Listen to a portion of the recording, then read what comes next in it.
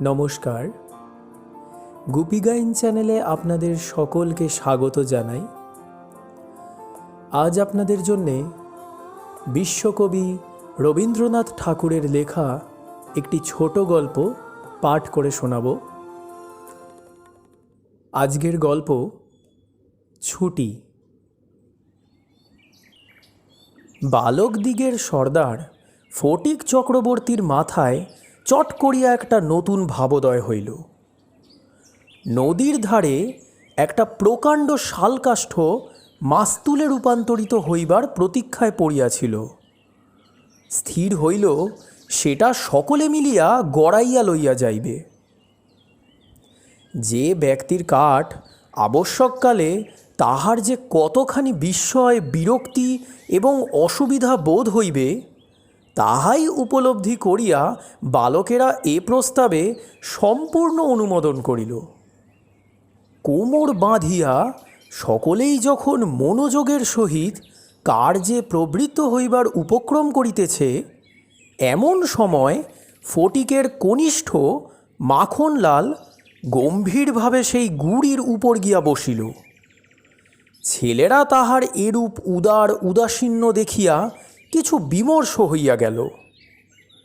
একজন আসিয়া ভয়ে ভয়ে তাহাকে একটু আধটু ঠেলিল, কিন্তু সে তাহাতে কিছুমাত্র বিচলিত হইল না। এই অকাল তত্ত্বজ্ঞানী মানব সকল প্রকার ক্রীড়ার অসারতা সম্বন্ধে নীরবে চিন্তা করিতে লাগিল। ফটিক আসিয়া আস্ফালন করিয়া কহিল, দেখ, মার খাবি, এই বেলা ওঠ। সে তাহাতে আরও একটু নড়িয়া চড়িয়া আসনটি বেশ স্থায়ী রূপে দখল করিয়া লইল। এরূপ স্থলে সাধারণের নিকট রাজসম্মান রক্ষা করিতে হইলে অবাধ্য ভ্রাতার গণ্ডদেশে অনতি বিলম্বে এক চড় কষাইয়া দেওয়া ফটিকের কর্তব্য ছিল। সাহস হইল না, কিন্তু এমন একটা ভাব ধারণ করিল যেন ইচ্ছা করিলেই এখনই উহাকে রীতিমতো শাসন করিয়া দিতে পারে। কিন্তু করিল না, কারণ পূর্বাপেক্ষা আর একটা ভালো খেলা মাথায় উদয় হইয়াছে। তাহাতে আর একটু বেশি মজা আছে। প্রস্তাব করিল, মাখনকে শুদ্ধ ওই কাঠ গড়াইতে আরম্ভ করা হোক। মাখন মনে করিল ইহাতে তাহার গৌরব আছে, কিন্তু অন্যান্য পার্থিব গৌরবের ন্যায় ইহার আনুষাঙ্গিক যে বিপদের সম্ভাবনাও আছে, তাহা তাহার কিংবা আর কাহারও মনে উদয় হয় নাই। ছেলেরা কোমর বাঁধিয়া ঠেলিতে আরম্ভ করিল।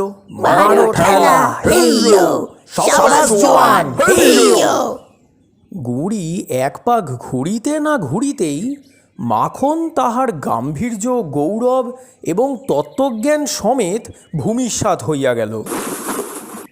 খেলার আরম্ভেই এইরূপ আশাতীত ফললাভ করিয়া অন্যান্য বালকেরা বিশেষ হৃষ্ট হইয়া উঠিল, কিন্তু ফটিক কিছু শশব্যস্ত হইল। মাখন তৎক্ষণাৎ ভূমিশয্যা ছাড়িয়া ফটিকের উপরে গিয়া পড়িল, একেবারে অন্ধভাবে মারিতে লাগিল। তাহার নাকে মুখে আঁচড় কাটিয়া কাঁদিতে কাঁদিতে গৃহাভিমুখে গমন করিল। খেলা ভাঙিয়া গেল। ফটিক গোটাকতক কাশ উৎপাটন করিয়া লইয়া একটা অর্ধনিমগ্ন নৌকার গোলইয়ের উপরে চড়িয়া বসিয়া চুপচাপ করিয়া কাশের গোড়া চিবাইতে লাগিল। এমন সময় একটা বিদেশি নৌকা ঘাটে আসিয়া লাগিল। একটি অর্ধবয়সী ভদ্রলোক কাঁচা গোঁফ এবং পাকা চুল লইয়া বাহির হইয়া আসিলেন। বালককে জিজ্ঞাসা করিলেন, চক্রবর্তীদের বাড়ি কোথায়? বালক ডাঁটা চিবাইতে চিবাইতে কহিল, ওই হোথা। কিন্তু কোন দিকে যে নির্দেশ করিল কাহারও বুঝিবার সাধ্য রহিল না। ভদ্রলোকটি আবার জিজ্ঞাসা করিলেন, কোথা? সে বলিল, জানি নে বলিয়া পূর্ববৎ তৃণমূল হইতে রসগ্রহণে প্রবৃত্ত হইল। বাবুটি তখন অন্য লোকের সাহায্য অবলম্বন করিয়া চক্রবর্তীদের গৃহের সন্ধানে চলিলেন। অবিলম্বে বাঘা বাগদি আসিয়া কহিল, ফটিক দাদা, মা ডাকছে। ফটিক কহিল, যাব না। বাঘা তাহাকে বলপূর্বক আড়কোলা করিয়া তুলিয়া লইয়া গেল। ফটিক নিষ্ফল আক্রোশে হাত পা ছুঁড়িতে লাগিল। ফটিককে দেখিবা মাত্র তাহার মা অগ্নিমূর্তি হইয়া কহিলেন, আবার তুই মাখনকে মেরেছিস? ফটিক কহিল, না, মারিনি। ফের মিথ্যে কথা বলছিস? কখনো মারিনি, মাখনকে জিজ্ঞাসা করো। মাখনকে প্রশ্ন করাতে মাখন আপনার পূর্ব নালিশের সমর্থন করিয়া বলিল, হ্যাঁ, মেরেছে। তখন আর ফটিকের সহ্য হইল না। দ্রুত গিয়া মাখনকে এক সশব্দ চর কষাইয়া দিয়া কহিল, ফের মিথ্যে কথা। মা মাখনের পক্ষ লইয়া ফটিককে সবেগে নাড়া দিয়া তাহার পৃষ্ঠে 2-3টা প্রবল চপেটাঘাত করিলেন। ফটিক মাকে ঠেলিয়া দিল। মা চিৎকার করিয়া কহিলেন, তুই আমার গায়ে হাত তুলিস?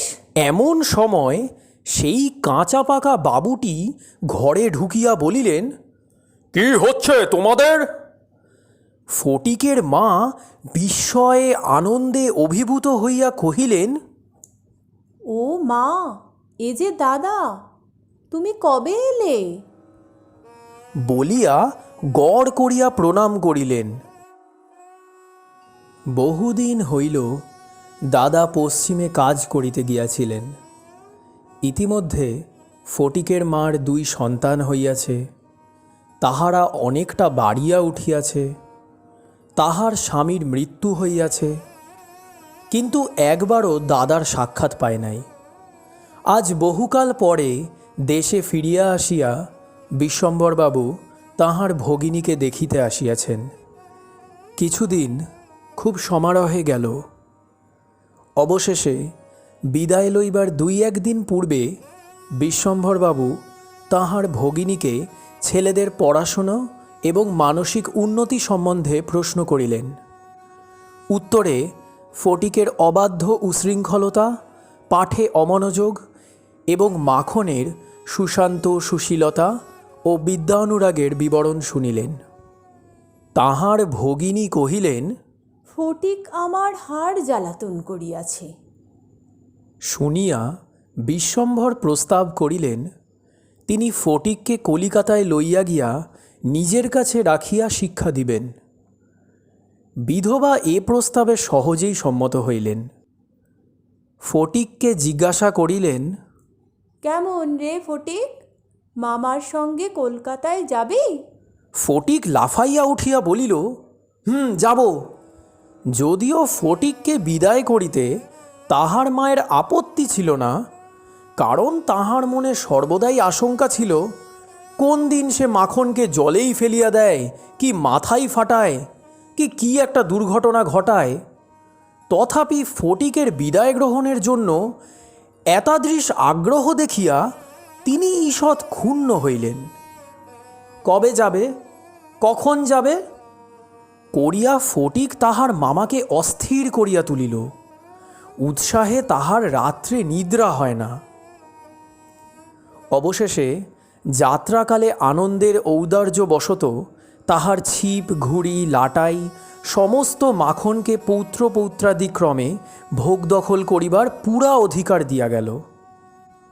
কলিকাতায় মামার বাড়ি পৌঁছিয়া প্রথমত মামির সঙ্গে আলাপ হইল। মামি এই অনাবশ্যক পরিবার বৃদ্ধিতে মনে মনে যে বিশেষ সন্তুষ্ট হইয়াছিলেন তাহা বলিতে পারি না। তাহার নিজের 3টি ছেলে লইয়া তিনি নিজের নিয়মে ঘরকন্যা পাতিয়া বসিয়া আছেন। ইহার মধ্যে সহসা একটি 13 বৎসরের অপরিচিত অশিক্ষিত পাড়াগে ছেলে ছাড়িয়া দিলে কিরূপ একটা বিপ্লবের সম্ভাবনা উপস্থিত হয়। বিশ্বম্ভরের এত বয়স হইল, তবু কিছুমাত্র যদি জ্ঞানকাণ্ড আছে। বিশেষত 13-14 বৎসরের ছেলের মতো পৃথিবীতে এমন বালাই আর নাই। শোভাও নাই, কোনো কাজেও লাগে না, স্নেহও উদ্রেক করে না, তাহার সঙ্গসুখও বিশেষ প্রার্থনীয় নহে। তাহার মুখে আধো আধো কথাও ন্যাকামি, পাকা কথাও জ্যাঠামি এবং কথা মাত্রই প্রগল্ভতা। হঠাৎ কাপড় চোপড়ের পরিমাণ রক্ষা না করিয়া বেমানন রূপে বাড়িয়া ওঠে, লোকে সেটা তাহার একটা কুশ্রী স্পর্ধাস্বরূপ জ্ঞান করে। তাহার শৈশবের লালিত্য এবং কণ্ঠস্বরের মিষ্টতা সহসা চলিয়া যায়। লোকে সেজন্যে তাহাকে মনে মনে অপরাধ না দিয়া থাকিতে পারে না। শৈশব এবং যৌবনের অনেক দোষ মাপ করা যায়, কিন্তু এই সময় কোনো স্বাভাবিক অনিবার্য ত্রুটিও যেন অসহ্য বোধ হয়। সেও সর্বদা মনে মনে বুঝিতে পারে পৃথিবীর কোথাও সে ঠিক খাপ খাইতেছে না। এই জন্য আপনার অস্তিত্ব সম্বন্ধে সর্বদা লজ্জিত ও ক্ষমাপ্রার্থী হইয়া থাকে। অথচ এই বয়সেই স্নেহের জন্য কিঞ্চিত অতিরিক্ত কাতরতা মনে জন্মায়। এই সময় যদি সে কোনো সহৃদয় ব্যক্তির নিকট হইতে স্নেহ কিংবা সখ্য লাভ করিতে পারে, তবে তাহার নিকট আত্মবিকৃত হইয়া থাকে। কিন্তু তাহাকে স্নেহ করিতে কেহ সাহস করে না, কারণ সেটা সাধারণে প্রশ্রয় বলিয়া মনে করে। সুতরাং তাহার চেহারা এবং ভাবখানা অনেকটা প্রভুহীন পথের কুকুরের মতো হইয়া যায়। অতএব এমন অবস্থায় মাতৃভবন ছাড়া আর কোনো অপরিচিত স্থান বালকের পক্ষে নরক। চারিদিকের স্নেহশূন্য বিরাগ তাকে পদে পদে কাঁটার মতো বিঁধে। এই বয়সে সাধারণত নারী জাতিকে কোনো এক শ্রেষ্ঠ স্বর্গলোকের দুর্লভ জীব বলিয়া মনে ধারণা হইতে আরম্ভ হয়। অতএব তাহাদের নিকট হইতে উপেক্ষা অত্যন্ত দুঃসহ বোধ হয়। মামির স্নেহহীন চক্ষে সে যে একটা দুগ্রহের মতো প্রতিভাত হইতেছে, এইটে ফটিকের সবচেয়ে বেশি বাজিত। মামি যদি দৈবাৎ তাহাকে কোনো একটা কাজ করিতে বলিতেন, তাহা হইলে সে মনের আনন্দে যতটা আবশ্যক তার চেয়ে বেশি কাজ করিয়া ফেলিত। অবশেষে মামি যখন তাহার উৎসাহ দমন করিয়া বলিতেন, ঢের হয়েছে, ওতে আর তোমার হাত দিতে হবে না, এখন তুমি নিজের কাজে মন দাও গে, একটু পরগে যাও, তখন তাহার মানসিক উন্নতির প্রতি মামির একটা যত্ন বাহুল্য তাহার অত্যন্ত নিষ্ঠুর অবিচার বলে মনে হইত। ঘরের মধ্যে এইরূপ অনাদর, ইহার পর আবার হাঁফ ছাড়িবার জায়গা ছিল না। দেওয়ালের মধ্যে আটকা পড়িয়া কেবলই তাহার সেই গ্রামের কথা মনে পড়িত।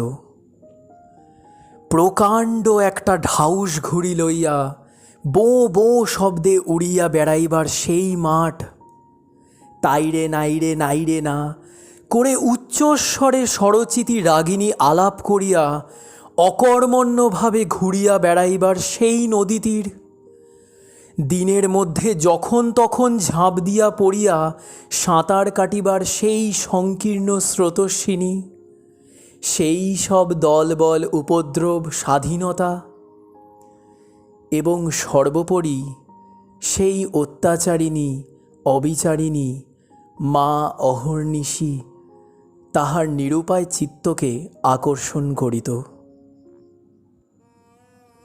জন্তুর মতো এক প্রকার অবুঝ ভালোবাসা, কেবল একটা কাছে যাইবার অন্ধ ইচ্ছা, কেবল একটা না দেখিয়া অব্যক্ত ব্যাকুলতা, গোধূলি সময়ের মাতৃহীন বৎসরের মতো কেবল একটা আন্তরিক মা মা ক্রন্দন। সেই লজ্জিত, সংকীর্ণ, শীর্ণ, দীর্ঘ, অসুন্দর বালকের অন্তরে কেবলই আলোড়িত হইত। স্কুলে এত বড় নির্বোধ এবং অমনোযোগী বালক আর ছিল না। একটা কথা জিজ্ঞাসা করিলে সে হাঁ করিয়া চাহিয়া থাকিত। মাস্টার যখন মার আরম্ভ করিত তখন ভারক্লান্ত গর্ধবের মতো নীরবে সহ্য করিত। ছেলেদের যখন খেলিবার ছুটি হইত তখন জানলার কাছে দাঁড়াইয়া দূরের বাড়িগুলার ছাদ নিরীক্ষণ করিত। যখন সেই দ্বিপ্রহর রৌদ্রের কোনো একটা ছাদে দুটি একটি ছেলে মেয়ে কিছু একটা খেলার ছলে ক্ষণেকের জন্য দেখা দিয়া যাইত, তখন তাহার চিত্ত অধীর হইয়া উঠিত। একদিন অনেক প্রতিজ্ঞা করিয়া অনেক সাহসে মামাকে জিজ্ঞাসা করিয়াছিল, মামা, মার কাছে কবে যাব? মামা বলিয়াছিলেন, স্কুলের ছুটি হোক। কার্তিক মাসে পূজার ছুটি, সে এখনো ঢের দেরি। একদিন ফটিক তাহার স্কুলের বই হারাইয়া ফেলিল। একে তো সহজেই পড়া তৈরি হয় না, তাহার পর বই হারাইয়া একেবারে নাচার হইয়া পড়িল। মাস্টার প্রতিদিন তাহাকে অত্যন্ত মারধর অপমান করিতে আরম্ভ করিলেন। স্কুলে তাহার এমন অবস্থা হইল যে তাহার মামাতো ভাইয়েরা তাহার সহিত সম্বন্ধ স্বীকার করিতে লজ্জাবোধ করিত। ইহার কোনো অপমানে তাহারা অন্যান্য বালকের চেয়েও যেন বলপূর্বক বেশি করিয়া আমোদ প্রকাশ করিত। অসহ্য বোধ হওয়াতে একদিন ফটিক তাহার মামির কাছে নিতান্ত অপরাধীর মতো গিয়া কহিল, বই হারিয়ে ফেলেছি। মামি অধরের দুই প্রান্তে বিরক্তির রেখা অঙ্কিত করিয়া বলিলেন, বেশ করেছ, আমি তোমাকে মাসের মধ্যে 5 বার করে বই কিনে দিতে পারিনি। ফটিক আর কিছু না বলিয়া চলিয়া আসিল। সে যে পরের পয়সা নষ্ট করিতেছে এই মনে করিয়া তাহার মায়ের উপর অত্যন্ত অভিমান উপস্থিত হইল। নিজের হীনতা এবং দৈন্য তাহাকে মাটির সহিত মিশাইয়া ফেলিল। স্কুল হইতে ফিরিয়া সেই রাত্রে তাহার মাথা ব্যথা করিতে লাগিল এবং গা শিরশির করিয়া আসিল। বুঝিতে পারিল তাহার জ্বর আসিতেছে। বুঝিতে পারিল ব্যামো বাধাইলে তাহার মামির প্রতি অত্যন্ত অনর্থক উপদ্রব করা হইবে। মামি এই ব্যামোটাকে যে কিরূপ একটা অকারণ অনাবশ্যক জ্বালাতনের স্বরূপ দেখিবে তাহা সে স্পষ্ট উপলব্ধি করিতে পারিল। রোগের সময় এই অকর্মণ্য অদ্ভুত নির্বোধ বালক পৃথিবীতে নিজের মা ছাড়া আর কাহারও কাছে সেবা পাইতে পারে এরূপ প্রত্যাশা করিতে তাহার লজ্জা বোধ হইতে লাগিল। পরদিন প্রাতঃকালে ফটিককে আর দেখা গেল না। চতুর্দিকে প্রতিবেশীদের ঘরে খোঁজ করিয়া তাহার কোনো সন্ধান পাওয়া গেল না। সেদিন আবার রাত্রি হইতে মুষলধারে শ্রাবণের বৃষ্টি পড়িতেছে। সুতরাং তাহার খোঁজ করিতে লোকজনকে অনর্থক অনেক ভিজিতে হইল। অবশেষে কোথাও না পাইয়া বিশ্বম্ভরবাবু পুলিশে খবর দিলেন। সমস্ত দিনের পর সন্ধ্যার সময় একটা গাড়ি আসিয়া বিশ্বম্ভরবাবুর বাড়ির সম্মুখে দাঁড়াইল। তখনও ঝুপঝুপ করিয়া অবিশ্রাম বৃষ্টি পড়িতেছে। রাস্তায় 1 হাঁটু জল দাঁড়াইয়া গিয়াছে। 2জন পুলিশের লোক গাড়ি হইতে ফটিককে ধরাধরি করিয়া নামাইয়া বিশ্বম্ভরবাবুর নিকট উপস্থিত করিল। তাহার আপাদ মস্তক ভিজা, সর্বাঙ্গে কাদা, মুখ চক্ষু ললিত বর্ণ, থরথর করিয়া কাঁপিতেছে। বিশ্বম্ভরবাবু প্রায় কোলে করিয়া তাহাকে অন্তঃপুরে লইয়া গেলেন। মামি তাহাকে দেখিয়াই বলিয়া উঠিলেন, কেন বাপু, পরের ছেলে নিয়ে কেন এ কর্মভোগ? দাও, ওকে বাড়ি পাঠিয়ে দাও। বাস্তবিক সমস্ত দিন দুশ্চিন্তায় তাহার ভালোরূপ আহারাদি হয় নাই, এবং নিজের ছেলেদের সহিত না হোক অনেক খিটমিট করিয়াছেন। ফটিক কাঁদিয়া উঠিয়া কহিল, আমি মার কাছে যাচ্ছিলুম, আমাকে ফিরিয়ে এনেছে। বালকের জ্বর অত্যন্ত বাড়িয়া উঠিল। সমস্ত রাত্রি প্রলাপ বকিতে লাগিল। বিশ্বম্ভরবাবু চিকিৎসক লইয়া আসিলেন। ফটিক তাহার রক্তবর্ণ চক্ষু একবার উন্মিলিত করিয়া কড়িকাঠের দিকে হতবুদ্ধিভাবে তাকাইয়া কহিল, মামা, আমার ছুটি হয়েছে কি? বিশ্বম্ভরবাবু রুমালে চোখ মুছিয়া সস্নেহে ফটিকের শীর্ণ তপ্ত হাতখানি হাতের উপর তুলিয়া লইয়া তাহার কাছে আসিয়া বসিলেন। ফটিক আবার বিড়বিড় করিয়া বকিতে লাগিল। বলিল, মা, আমাকে মারিস নে মা, সত্যি বলছি, আমি কোনো দোষ করিনি, কোনো দোষ করিনি মা। পরদিন দিনের বেলা কিছুক্ষণের জন্যে সচেতন হইয়া ফটিক কাহার প্রত্যাশায় ফ্যাল ফ্যাল করিয়া ঘরের চারিদিকে চাহিল। নিরাশ হইয়া আবার নীরবে দেওয়ালের দিকে মুখ করিয়া পাশ ফিরিয়া শুইল। বিশ্বম্ভরবাবু তাহার মনের ভাব বুঝিয়া তাহার কানের কাছে নিজের মুখ নত করিয়া মৃদুস্বরে কহিলেন, ফটিক, তোর মাকে আনতে পাঠিয়েছি। তাহারও পরদিন কাটিয়া গেল। ডাক্তার চিন্তিত বিমর্ষ মুখে জানাইলেন, অবস্থা বড়ই খারাপ। বিশ্বম্ভরবাবু স্থিমিত প্রদীপে রোগশয্যায় বসিয়া প্রতি মুহূর্তেই ফটিকের মাতার জন্য প্রতীক্ষা করিতে লাগিলেন। ফটিক খালাসিদের মতো সুর করিয়া বলিতে লাগিল, এক বাও মেলে না, দো বাও মেলে না। কলিকাতায় আসিবার সময় কতকটা রাস্তা স্টিমারে আসিতে হইয়াছিল। খালাসিরা কাছি ফেলিয়া সুর করিয়া জল মাপিত।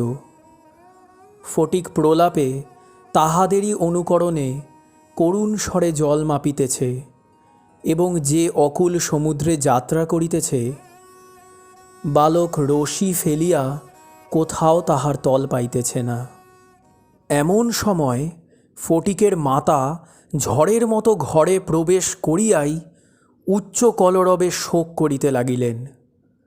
বিশ্বম্ভর বহু কষ্টে তাহার শোকোচ্ছ্বাস নিবৃত করিলে তিনি শয্যার উপর আছাড় খাইয়া পড়িয়া উচ্চস্বরে ডাকিলেন, ফটিক, সোনা, মানিক আমার। ফটিক যেন অতি সহজেই তাহার উত্তর দিয়া কহিল, মা আবার ডাকিলেন, ফটিক, ওরে বাপধন রে। ফটিক আস্তে আস্তে পাশ ফিরিয়া কাহাকেও লক্ষ্য না করিয়া মৃদুস্বরে কহিল, মা, এখন আমার ছুটি হয়েছে মা, এখন আমি বাড়ি যাচ্ছি।